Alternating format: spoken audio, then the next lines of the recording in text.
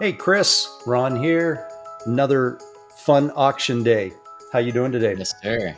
Doing great. I'm really excited to talk about the different auction types today and some of the key aspects of operating an auction site. It's going to be a really good one for folks listening in. Yeah, I totally agree. I really like to talk about this because this is where we can dive in a little more to each of the different auction types, get really deep, and then we can talk about kind of the advantages and disadvantages of each and all the different elements about it. Talk about the bidders and the auctioneers, and are we doing brick and mortar plus we're doing online? Is there a mix? Is it a hybrid? Is it strictly online? Are we having closed bids or sealed bids? And it just everything changes based on the auction type, doesn't it? Yes, absolutely. And this is one of the things that I think a lot of auction companies and auction based businesses really want to consider is what are the different auction types that might come up in your industry? And what are some of the nuances of those? So you can be thinking about whether or not, if it's immediate or down the road, this would be something that you would end up needing, because this can really affect things if you don't select a platform that can handle it. And, this is a common theme that you'll hear us continually talking about as you're interacting with us. But kind of the bottom line is, does your house have a big enough foundation to handle all the rooms that you're going to add on it? And is Yeah. it made of the right material to be able to support the kind of long term vision that you have? Same thing with auction platforms, right, Ron? Yeah, I think the good another good analogy, and I loved your home analogy. Um, oh, Oh, with the different auction types. Yeah. Another good analogy is, we've done over 1,300 website and web projects, right? And one of the things that I tell most people on most of these projects, the great thing about this versus a home is with a home, as you grow and have more kids, it's expensive, but you could extend the foundation and add another room, right? Or you can build up and put a second floor. However, when the kids go to school, you can't shrink it back down. You can't just chop off 5 bedrooms off a house and turn it back into a 3 bedroom home, right? It just doesn't work that way. But with a website, it does. So websites are really easy to modify and really easy to extend. However, auction sites aren't quite as flexible, right? And you kind of said it there. If you start building the home on a foundation that's not good enough and you start off bad in the first 3 months, all your auctions are failing and your users are mad, it takes Yep. a lot to fix and recover from that, right? Yeah. And, this kind of ties right into governance, doesn't it? Yeah. Yeah. Well, let's start there. Let's go in and talk about governance. And we did talk briefly about governance in last chapter, in chapter 6. And again, to remind the folks, down in the description, I'm actually putting links to every chapter and a description of what each chapter is. So if Chris and I are talking about something, we're like, go back and look at the chapter on Omnichannel, go down, look in the description. You can see that's like chapter 3, if I remember correctly, right? And there will be a link to that too. So, Chris, kick us off and explain governance and how governance specifically applies to auction sites. Absolutely. So, one of the things that we want to think about with an auction site is being able to scale the auction site and really operate the auction site autonomously as much as humanly possible for every portion of the workflow. And for your particular auction process, you may have really specific kind of industry or categories nuances that apply. Fundamentally, though, the governance is going to be essentially applying the business rules that you've figured out that allow for the most value to get to the sellers and the buyers. And from a kind of overall value perspective, there's a lot that you can do by having a strong opinionated or being opinionated about how the process goes for sellers and buyers alike. And this can be something that, you're tuning and constantly refining, but ultimately having an opinion and driving a process for those users, both the buyers and the sellers, can it can be several orders of magnitude, or think 10 to 100 to even 1,000 times multiplier on the results that you get for your business. And if you just let yourself think about that for a minute, 10 to 100, I mean, that alone is worth it. But you could Yeah. even get 1,000 times the results by putting the right governance in place. And why is that? Well, if you're trying to scale your business and you're trying to scale your auctions and deliver value, most people nowadays, they're comparing all of the options that are out there. They're going to go with a commoditized offering that has great governance and has those things that, anyone going through your auction is going to say, oh, yeah, this would make sense to do. And this would make sense to have this. And it should really be like this. That's governance. Um, and so this is something that if you have to manually interact with the buyers or the sellers in order to drive that, then you're going to cause them a lot of frustration because they're going to have to wait and have delays. They're not going to be able to self service essentially. And then you may also have scenarios where just by not expressing an opinion through governance, you're creating a situation where the users have to figure it out. And then again, this kind of has a catch all where there's some kind of manual human interaction. It's not that you can't do human interaction. It's just that you want to, wherever possible, allow the users to have self service. So maybe they have the opportunity to self service with an opinionated governance, but there's the ability to have a pressure release valve where they can progress to a human interaction as needed. In addition, you can also do something where you have too much governance, right? And that can be a problem too. So this is more of a craft or an art form than just a science. But again, there is a science aspect to it as well. A lot of what we look for and work on with our clients is leveraging the data, the analytics, and being able to properly monitor and even directly interact with customers, either via surveys or feedback forms or direct conversations, and understand what is too restrictive in the governance. And just to give some specific examples, this is things like when a seller is listing an auction, when a buyer is essentially registering and validating that they qualified to make a bid on maybe a very expensive auction. These types of processes, the governance is going to dictate what's required, what kind of information quality there will have to be, guidelines for images and image quality, um, ramifications if someone is inaccurate with their bid or if they don't fulfill a bid within a certain timeline, or fulfill a one auction rather. So these are the types of things that would go into governance, Ron. Yeah, no, that makes perfect sense. I kind of like to think of governance, another way to say it is rules of engagement. But in my head, the best way I could explain it to people to think about is as an HOA, right? I mean, we've all owned homes. I've owned 5 homes. And my last home, we were in an HOA. And I was really excited because we lived just on the golf course. And so we were in a golf course community. And our homes were relatively expensive. And I didn't want people not mowing their lawn. I didn't want people not weeding their gardens. I didn't want people not keeping their homes nice and lowering the value of our homes in such a nice community. So for me, I looked forward to an HOA. But I would be willing to bet everybody listening to this webinar has heard of a horror story of an HOA, right? Everybody thinks they're so restrictive and they're assigning fines and they're happy go lucky. Okay, well, if you're an HOA and your rules of governance are governing everything about your auction site, what kind of HOA do you want to be? Are you going to be the one that preserves the value, preserves the way people communicate, doesn't allow people to yell and swear and do things that would drive people away, keep the better auctions, the higher auctions away? You think about the difference between, I don't know if you golf. I love to golf. Not a very good golfer, but I love to golf. You think of the difference of your local walk-on golf course versus a country club, and you walk in, and they're completely different, right? I caddied at both growing up, and my tips were like $3 at the local place, where people were wearing uh, tank tops and shorts. And yet at the other place, the country club, where they just required long pants and collared shirts, that's literally all their governance said. But the difference between those two was night and day. And my tips were $3 versus $15, right? I mean, they didn't even compete.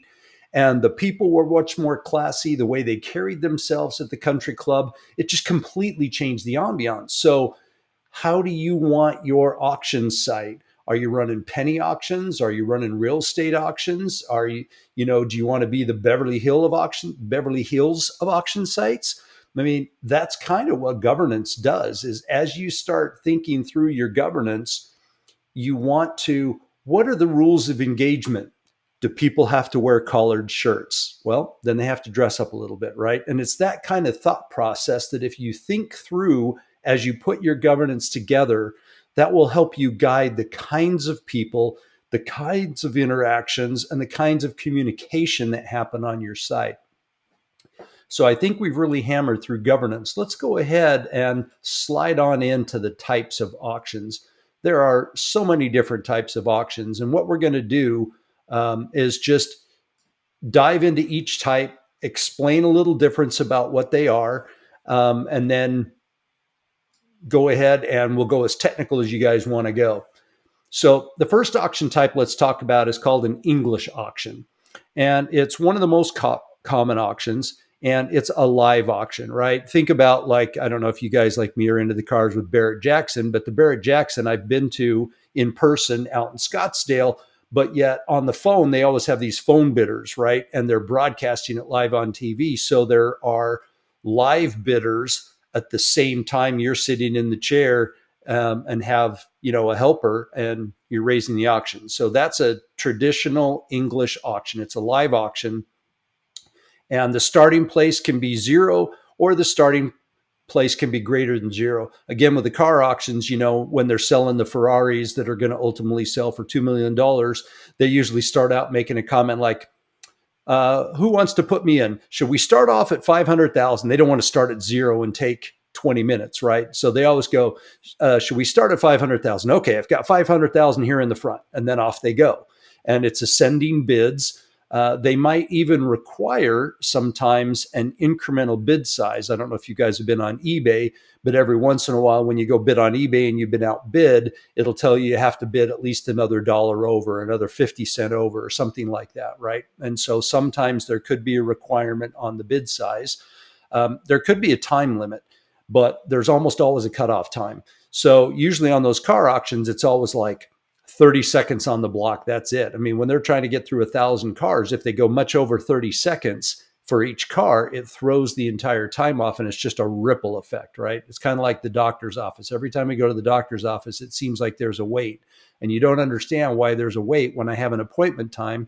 And it's always somebody takes longer in their appointment up front early in the day, and it just ripples everybody else's appointment through the rest of the day, right? But anyway, the traditional thing is the highest bidder then wins the auction. And then, straightforward, doesn't necessarily work for every scenario, especially when you get into real estate, sealed bids, silent bids, things like that. But you got to make sure you have a lot of governance too, because when you win an auction, I mean, I had a scenario just last week where I went in, put in a max bid, I won an auction. And because it was a used item and it was an as is auction, the seller is required to sell it to me and send it to me now that I've paid for it. So I won the auction, I paid for it. They had 8 or 9 pictures of the item, so it was exactly in the condition I wanted. But it was very clear, because there were probably 6 or 7 auctions of the exact same item going on. It was very clear they didn't get what they wanted, because within 30 seconds of winning the auction, I got a refund, and then a note from the seller that said, oh, I took another look at the item and I saw a couple other marks on it, so I don't feel comfortable selling the item. Yeah, well, I don't believe that at all, right? I believe that they didn't get what they wanted, and so they made an excuse to keep it, and then they'll go back, and I'll bet it shows up on auction here in a week, right? So governance should have controlled that. So the governance wasn't very good on this site and didn't force that seller to sell, because it was an as-is auction. I bought as is. I won the auction. I paid the money. They should have sent the item, and it was a relatively small item. And so for me, do I go back and write a bad review when they can also review the buyer, and then they can write me a review over a $20 item? No. So they get to cheat the system, and the governance doesn't control that. So that's an item right there, just a simple example. So the next type is a penny auction. Now, penny auctions are interesting because if you don't understand them, you'll see those things like, "Hey, I got my MacBook Pro and only paid $12.83," and you're like, "Oh my gosh, I can go in there and do that. That's great." Well, what happens is what they do in a penny auction is they come up with a fee, and that fee is charged per bid. So very much like a raffle, right? I might win a 50,000 car, but at $5 a pop, I buy a bunch of, I spend $50, I get 10 shots at winning that car. And so, yes, I may have got that car for $50 and it's a $50,000 car, but there were 1,000 people that paid $50, or there were, 10,000 people that paid $50 and they made $500,000 to sell and ship a $30,000 car. It's the same thing with a penny auction. So for example, if there were 100 people bidding on that laptop and 100 people each bid 10 bids to try to win, because there's a frenzy going on because it's only going up a penny a piece, you're like, heck, I'll bid 53 cents, 54 cents. I'm only buying it for 54 cents. What a great deal, right? So you're just bidding and bidding and bidding, and you got 100 people going crazy, and it sells for, you got to think, at $12.83. That could be potentially at a penny a piece. That's 1,283 bids. And if each of those bids cost $1, and many auction sites charge $2, then they made either $1,283 just on the bids, and then another $12.83 for whoever won it. They had to pay that as well. So you have to think about those. So that's a great way to drive a lot of interest, because people like an auction, you're like, heck yeah, I'll pay $20 to potentially win a $50,000 Corvette. Why not? Right? That's exactly that same kind of concept. So it's a fairly compelling model, and it works well for certain businesses and certain items. So, if you have a business kind of like an overstock.com, where you can get overstock items, where you're picking up old refurbished MacBooks that might have a warranty still or something like that, that typically sell for $1,500, and you can put it on a penny auction and say, win this for pennies on the dollar, and drive a lot of traffic to that. That could be something that might be interesting. So that one, it's really important to marry the number of goods with the auctions and the number of users that can be on the site to bid them, because that's really where you're making the money. You got to make sure you've got a lot of bidders, each willing to bid, and then that creates the frenzy. Because if you have 3, 4, 500 people bidding on a $2,000 laptop, hoping to get it for $12, then it makes a big difference when 1,000 people each bid $20. There's $20,000. That's crazy, right? For a $2,000 laptop. So anyway, that's penny auctions. The next one would be what we call a Dutch auction. I'm sure everybody's kind of heard of this auction. This is kind of where the price is descending. And it's funny because this is almost where a lot of the I've seen the car auctions where the really high end car auctions are kind of like I said before, is somebody want to start me off at $500,000, and then they'll get some, okay, 500,000, 600, and then it just starts going up, right? That's the English auction. A Dutch auction might come in, and this is typically how I've seen a lot of the auctions start. And they'll say, they'll start it, and let's say the car is going to go for about 35 grand. All right, who's going to pay me 50? 50, 50, 50. Do I have 50? All right, how about 40? Anybody at 40? Anybody at 30? Anybody at 20? Okay, 10. Somebody put me in a 10. Okay, great. Now I have 10 at the front, and then it turns into an English auction and starts going back up. So a Dutch auction is, it starts high, and as the price comes down, whoever's willing to buy at that certain price, they win. And so that's kind of the difference between that and the car auction. The car auction doesn't come in and where they start high, they start going, who's going to pay 50, and it drops down to 10, and then it goes back up. The Dutch auction is, who wants to pay 20,000 for this car, 15,000, and somebody comes in at 13 and goes, I'll pay 13. That's it. The auction's done on a Dutch auction, and they win. So the price starts high, and then it starts coming down in increments, and whoever blinks first wins, right? The next is a Japanese e-auction.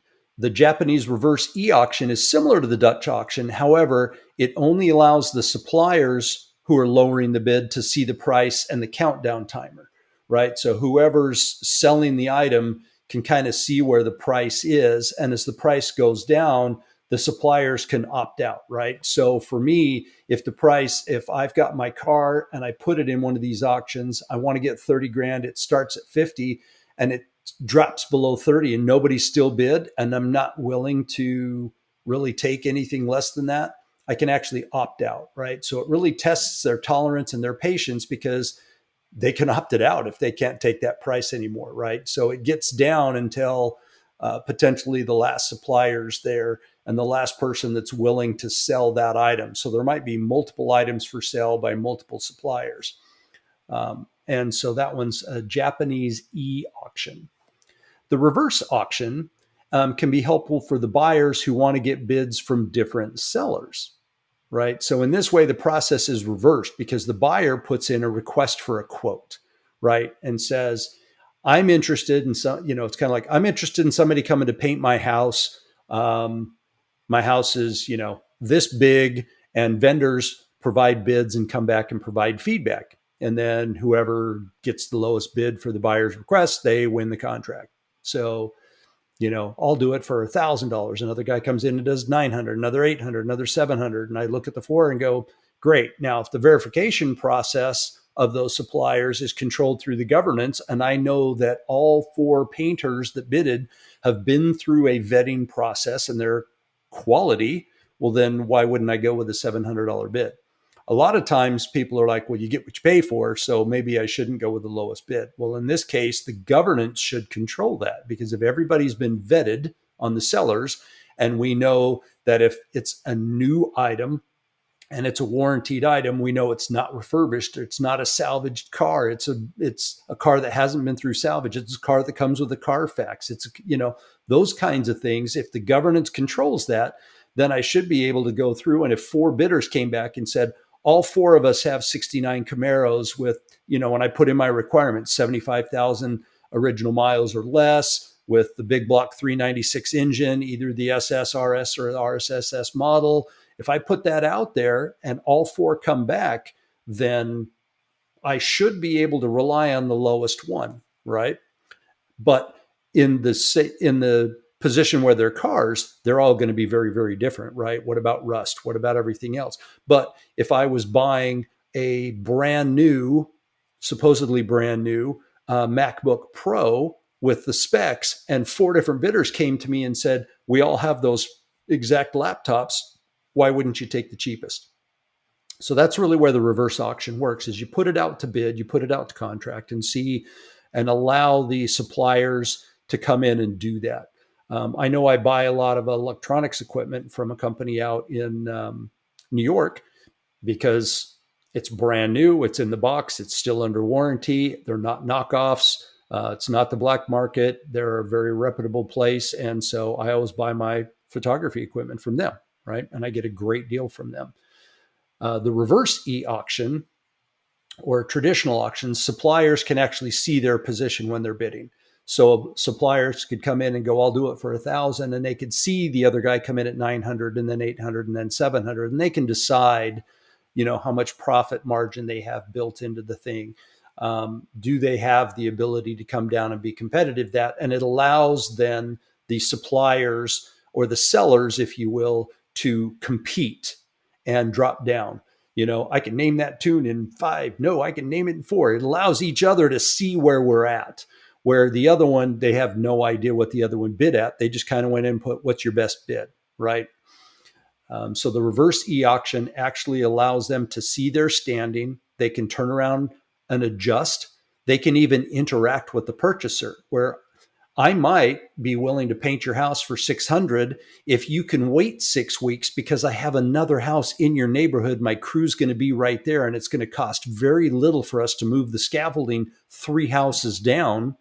Okay, well, that changes everything for me. I might be able to do it for 600, because now I don't have to pay for a lot of travel, a lot of time, and I can save a lot of time, right? So that might be changing. So I can literally interact with the purchaser and say, hey, are you willing to wait 6 weeks for me to paint? I'm painting your neighbor's house in 6 weeks. And that's kind of what a reverse e-auction allows. So it allows a much more interactive process, which can help reduce the price, because now there's some negotiation in there, right? It could be, by the way, not only do I have this house, I have a cabin. So tell you what, if you do it for 600, I'll hire you to do my cabin as well this summer, right? And that would be a negotiation that you could do that might affect that price. The next one is sealed bids. Sealed bids, there's usually several rounds, or it could be just a single round of sealed bids. I don't know if you've done sealed bid before, but when my kids were in high school and they were always doing fundraisers, right? They would all have different type. They would be selling these. I don't even know what you call them, package kits or something like that, right? My son's lacrosse team did it. My daughter's choir team did it, where they would have a big dinner and you'd pay $20 to go to the dinner, as a fundraiser. And then they would have the auctions, and all the families would donate things, and then they would put them together. So there might be a package for movie night where there's, you know, 25 things of popcorn and a bunch of movie tickets and blah, blah, blah. And that's a movie package. And then they'll have a piece of paper in front. Everybody will go in and I'll write down, oh, I'll pay $10. And then the next person comes and looks and says, well, Ron's paying $10. I'll pay $12. And then the next person comes, oh, I'll pay $20. And they just kind of come in and everybody can see where they are and it's open. But a few of them, they would package together would be a little higher. And they would do those by sealed bids. And so you would go in, tear off a little piece of paper, you'd write your bid, and then put it in a box and then drop it in that box. And then at the end of the night, they would go through, pull out they would go through and find out who the highest bid was. And then they'd say, and the winner of auction such and such sealed bid is so and so bidding $113, right? And that's a sealed bid. So it's very common with large and very expensive items, right? It could be jewelry. It could be collectibles. It could be sports memorabilia. Some of the things that go for hundreds of thousands, if not millions of dollars. Um, a lot of times, sealed bids come in auctions. I mean, when I sold my house recently, I had 8 bids within the first few hours after putting the house on the market. And every one of the realtors that were representing every one of those 8 people called back. And my realtor, the only thing they could say is it's a multi offer scenario. Put in your best bid. And they could not tell them where it was, because obviously if they said, oh, it's whatever the number is, 859, the next person go, oh, well, I'll do 860. But then when does it ever end, right? Do they call back every 15 minutes and go, well, one of the 8 went to 860. 860, do I have 860? What, it turns it into an auction, and it's not an auction. You're selling your house. And so there are some very strict governance when it comes to real estate sales that they can't turn around and just let everybody else know. And so that would be a sealed bid type scenario. There could be 2 or 3 rounds of the interaction. The best position would result when a buyer is purchasing from one of the suppliers. So that's if the bids from multiple suppliers, or if a supplier is selling a single item, right? So the buyers make their best and final offer, and then they come in. Now, why would you have different rounds? Well, different rounds could be, all right, everybody comes in and puts in their best offer. Well, let's say I'm selling, and we'll just make it a car. We'll make a simple number, 50 grand. I'm selling my car. I want 50 grand. Car should be worth 70, but I want to reserve. So I'm reserving the right to sell that unless it goes 50 or more, but I want to do it on silent bid. Now, one of the reasons why I might choose silent bid is because silent bid causes a fear of missing out. Gosh, I've been looking for that 69 Camaro forever. I don't want to miss out. I didn't want to spend more than 30, but you know what? I'm going to go ahead and put in a bid of 33. That way I can beat everybody else who's going to bid 30. So I bid 33. Everybody puts in a sealed bid, and the highest bid was 40. And the seller's like, nope, not going to sell. They may come back and go, after reviewing all of the bids, none of the sealed bids came in high enough and have not been accepted. And so now round 2. Now I don't know what the highest bid was. It could have been 49, but I bid 33. And I'm like, oh, so everybody underbid and nobody was near. I have to assume that more people bid over 33. So they probably bid up to 40, and that still wasn't enough. Okay, I'll bid 43. Well, I'm still under the reserve, but I don't know that. So now everybody bids, and everybody bids in the 40s. And they might come back and say, again, nobody's done this. This will be the final one, or we will pass, right? And they'll say, what's your final best? And then and so it could be 2 or 3 rounds. They typically don't go beyond that. And so finally, the third round, somebody finally bids over 50, and somebody comes in at 53 finally, and they're like, you know what, my reserve was going to be 50. I wanted at least 50 for it. I'll go ahead and let it go at 53, and then I go ahead and let it go. And so that's kind of a sealed bid auctions. They're very powerful to incentivize, because if there's enough people and enough traffic and enough users worried that they're going to lose out on this very nice, expensive item, it can definitely create an extremely powerful upward force on the price, right? Again, governance is the most important thing on that. You can't just let people go, well, I'm always going to say no until number three because I just want to make more money, right? So maybe part of the governance is you force them to come in and put a reserve. So if during round one somebody beats that reserve, you force them to sell it. That way they just can't come in and every time drive it up by going, nope, needs to be higher. And it forces it through 3 sealed bid rounds. And then when they get to the highest one, they go, yeah, I still want more money. No, I'll come back and put it on auction again. Well, now the auction site has wasted a lot of time, spent a lot of money promoting that auction just to not have it sell because somebody's greedy. So governance would control that. So you might force them in a sealed bid to put a reserve before they can go into a sealed bid. That way, if during bid cycle one somebody beats the lowest price, you force them to sell. And or maybe if less than 10% of the bids actually meet the reserve price, you're allowed to go one more to see if anybody will better their bid. And that would be done and that would be something done through the governance. The final one is called a Vickery reverse e-auction. And that platform can bid on the user's behalf, basically like eBay, right? And that was kind of the auction that I won last week. That was on eBay. I went in and I was busy at work. So it was at 2 o'clock in the morning before I went to bed. I was looking for some specific classic record albums, found one that I'd been looking for a while, put in my max bid, and off it went. So a lot of penny auctions can do that as well, right? And the idea is to be able to feed off what the closest competitor is, but plus a small step. So they'll come in and on certain auctions, they'll say increments are in $1. Go ahead and put in your max bid. So as soon as you're outbid, it'll increment by $1. It'll just take your bid by $1. And then that way it can keep you as the lead and it'll just automatically happen until either you're outbid or until you win the auction. Now, the one thing eBay does too on that type of Vickery reverse is there could be a buy now option, right? That's the one thing. I don't know about you, Chris, but most of the time I'm looking at the buy now option because I don't want to deal with the max bid. I don't want to deal on losing out on something. I'm very busy. So for me, it's like, hey, if I have 15 minutes and really sit down and find an album and I really want it for $20, but I can buy it now for 23 and not deal with any hassle, 99% of the time I hit the buy now option, Same. right? Absolutely agree. Yes.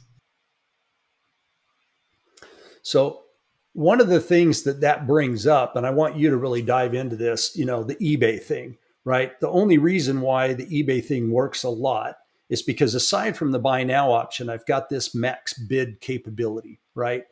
I've got this ability to set a reserve, and then I've got this ability to set max. And then the way that whole thing works, I want you to kind of talk through that and talk about some of the different nuances and things that we can do in customizing these sites for our clients. Absolutely. So, um, really, whenever it comes to the mechanics of bidding, this is significantly going to drive the behavior of the users. So, you can get a massive amplification of this bidding process and the value of the auction for both buyers and sellers by having these mechanics down. And in particular, like you were describing, Ron, some of the psychological elements of bids. Whenever a bid goes out and somebody who was in the winning bid position sees that, for some of these different types of auctions, it kind of creates this psychological drive to then get the winning bid. And you end up creating a frenzy of sorts. And it can be, depending on the auction type, it can be sort of a frenzy on the seller side for certain reverse auction formats, but typically it's going to be on the buyer side. ultimately, this focus on items and getting a group of people focusing on it, and really kind of showing each other by their through their behavior, through their bids, that there's a certain value there. It ultimately creates the truth. It kind of gets to the truth of what the value is for the items. And in some cases, it can really get to kind of the high end of the spectrum of where that true value lies. And that's really what our goal is for your site, for your e-auction platform. And to be able to do that, we need to get that interaction. We've got to be able to get buyers and sellers to interact. And typically, it's going to be buyers. So if there is a max bid, but you're seeing that, hey, this is, let's say the max bid is $23 and the current bid is at $20, but it's really easy for you to put settings in where you say, you know what, I can put a setting in that auto bids. Um, if for whatever reason, it looks like I'm going to get outbid, I'll just set it to go up to the max bid amount. And then this way I can really benefit. The auction is almost done. It looks like it has 4 hours left. So I have confidence in this auction platform that if I just set my max at the max bid, I know that I will win. But I'm going to let it auto bid on its own, up to that max bid. Another way of doing this is, showing the inventory. If there's only one of the item and you really want to get it, you don't want anyone else to get it, you might have to actually buy now. And this is kind of the consideration that we were talking about with the governance and with the different auction types. But the mechanics are really important because, as you were describing, Ron, with the scenario where you actually won a bid and the seller didn't fulfill on it, um, these are the things that cause people to go to different platforms that enforce these kind of notifications. They have the ability to keep the buyers, um, kind of in the top position automatically. Um, for certain really high bid type of bidding and auctions, you may have to physically interact with users. So, do you have a nice mobile app that they can use? Do you have a progressive web app? Um, is your platform capable of interacting with the users in their format or their medium? And so these are all considerations that we want to make sure folks have access to their bids, and to the auctions that they're watching. And then fundamentally, just some basic pieces of notification interacting with the users intelligently. We don't want to interact with them too much and abuse that kind of access to notify and share information. So it needs to be really easy for the user to say, "Hey, I want my notifications at this cadence, kind of this frequency." So it could be immediately for this type of category item, or for this search that I have that's going to filter out to just, you know 68 Camaros, and maybe it's a certain color. And It's got to be the 69, Chris. It's got to be a uh, 69. so 60, search results for 69 Camaro, and it's got to be red, right? And so that might be my specific search that I want to only look for. And I wanted those notifications immediately. And I want them on text, email, and the mobile app. But everything else, I only want to receive once a week. I'm not really that interested in anything else about the site right now. And so these are the kind of things that, if you think about, buyers and sellers of really expensive equipment, for example, maybe there's a equipment liquidation happening, and I want to know every single time one of those is happening. I'm not really sure what I'm going to buy, but I need to know that it happens so I can go look through everything that's for sale. If a business is being liquidated and they're trying to sell all the equipment, I want a shot at it. And so that kind of a notification can be really helpful. That's more general. Ultimately, the point is, this is a form of governance and also a form of kind of like granular notification format. And this can be make or break for your site. This alone can be a 10x, easily on massively increasing the value you're adding to your users by giving them access, timely access, as well as automating some of the steps for them so that they can kind of specify what they want to do, how they want their bids to be handled, and really kind of make sure that they're well represented, essentially, and that your site is looking out for them for what they want to get in value from the site. And so, Ron, I think that's a really powerful aspect of the notifications is kind of pairing that with governance that the user gets to specify. They get to say, how they want their assistant, if you want to think of it like that. The eAuction platform should really be seen in their mind as kind of an assistant. And they should almost get excited about the fact that this site is enabling them to get in front of some of these deals that they otherwise wouldn't be able to get in front of. Right. Yeah, exactly. Yeah, everything's about timing, isn't it? I love the liquidation sales you were talking about of the business. I mean, if you aren't there within the first 15 minutes, all the best stuff gets picked through is the thought process, right? So, like you said, if the site's there watching for you and you've got that assistant that's keeping their eyes to the ground, and every time something that you would bid on shows up and you're notified immediately, that just changes everything, and they're going to keep coming back to you. So I love that. We talked today really about governance. We drove down and tried to talk through the different types of auction sites. And it wasn't to tell you or teach you everything about every auction type. It was more or less to try to just introduce you to there are a lot of different types out there. And then kind of covered the different types of notifications. So now that we covered that today, if you have any questions about any of those, please go ahead, hit our website, clarity-ventures.com. Go ahead and schedule a demo. It'll be with me. I'll get on the phone with you. We'll talk through that. And any questions you have, we'll run it through the team. And if we can help you on a site, great. That would be great too. But would love to talk to you. And we've got another probably half a dozen iterations and chapters for the auction site. So thanks for attending today. Look forward to seeing you in your next one. Thanks, Ron. See you on the next one. Bye for now.